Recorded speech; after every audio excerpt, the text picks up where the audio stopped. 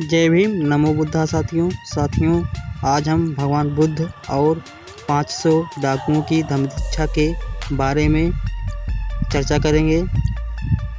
साथियों, वीडियो शुरू करने से पहले अभी तक आपने मेरे चैनल को सब्सक्राइब नहीं किया है तो मेरे चैनल को सब्सक्राइब करें और बेल आइकन ज़रूर प्रेस करें, जिससे मेरे वीडियो का नोटिफिकेशन आप तक पहुंच जाए। राजगिरी के दक्षिण में एक बड़ा पर्वत था जो नगर से कोई 75 मील दूर था। इस पर्वत में से होकर एक दर्रा जाता था जो बहुत तंग और सुनसान था। दक्षिण भारत की ओर का रास्ता इसी दर्रे में से होकर गुजरता था। इस तंग दर्रे में से 500 डाकुओं ने अपना डेरा डाला हुआ था। वह इस दर्रे में से गुजरने वाले यात्रियों को लूटकर हत्या कर देते थे। राजा ने उनको पकड़ने के लिए सेनाएं भेजी, लेकिन हर बार वे बच निकलते थे। बुद्ध इस स्थान से कुछ ही दूर ठहरे हुए थे। उन्होंने उन लोगों की स्थिति पर विचार किया। उन्होंने सोचा, ये लोग अपने दुराचरण को भी नहीं जानते।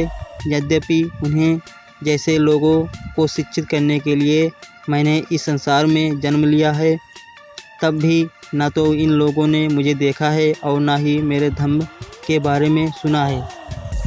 तथागत ने उनके पास जाने का निश्चय किया। बुद्ध एक घोड़े पर सवार होकर उस ओर चल दिए।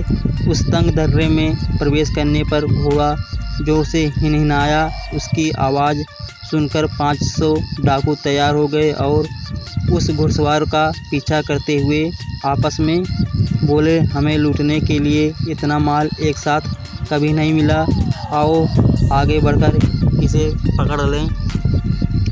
घुड़सवार को घेरने के लिए वे आगे बढ़े ताकि वह बचकर भाग न जाए, लेकिन तथागत को देखकर वे जमीन पर गिर पड़े। भूमि पर गिरकर वे चिल्लाते हुए बोले, यह कैसा भगवान है। तब उस घुड़सवार ने उन्हें समझाया कि दुख से उत्पन्न होने वाली पीड़ा, जिनके वशीभूत यह संसार है, उसकी तुलना में वे जो ऐसी चोट और पीड़ा दूसरों को देते हैं और स्वयं दुख उठाते हैं, वह तुच्छ है। और इसी प्रकार अश्रद्धा और संदेह जो उन्हें बांधे हुए है, यदि वे उससे मुक्त होना चाहते हैं तो धम्म देशना सुनने में उन्हें एकाग्रचित होना होगा, क्योंकि वही ऐसे घावों को भर सकता है। तथागत ने आगे कहा, मानसिक दुख के समान कोई दुखदायी घाव नहीं है। मूर्खता के समान कोई चुभने वाला तीर नहीं है। कोई इसका इलाज नहीं कर सकता। बस केवल धम्म दीक्षा की ओर ध्यान लगाना ही इसका उपचार है। इसी से अंधों को आँख मिली और अज्ञानियों को ज्ञान मिलता है।